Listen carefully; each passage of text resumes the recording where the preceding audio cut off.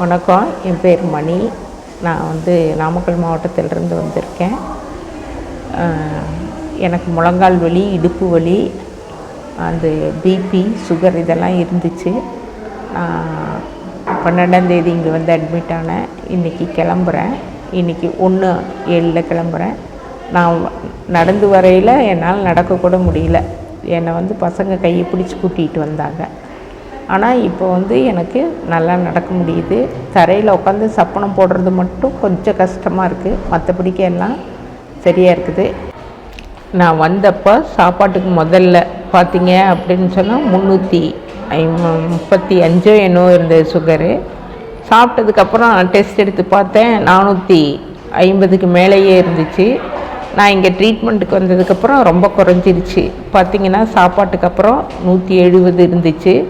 சாப்பாட்டுக்கு முதல்ல பார்த்திங்கன்னா 130 இருந்துச்சு.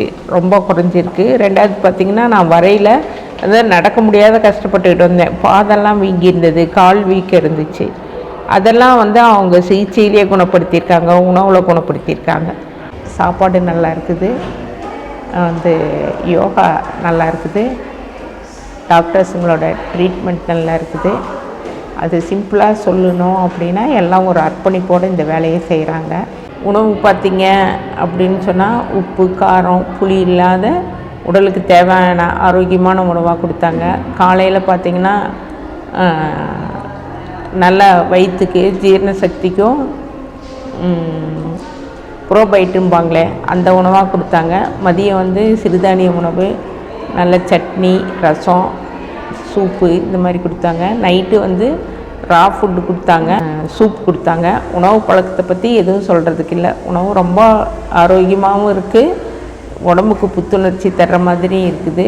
அதே மாதிரி ட்ரீட்மெண்ட் பார்த்திங்கன்னா முழு உடம்புக்கும் மசாஜ் பண்ணுறாங்க. காலுக்கும் இடுப்புக்கும் தனியாக மசாஜ் பண்ணுறாங்க. நீர்க்குளியல் தர்றாங்க.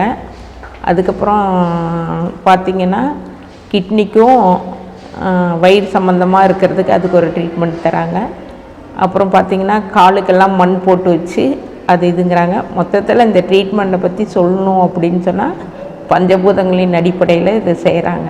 நீர் தத்துவம், நிலத்தத்துவத்தை வச்சு ரொம்ப நல்லா செய்கிறாங்க. ரொம்ப நல்லாயிருக்கு.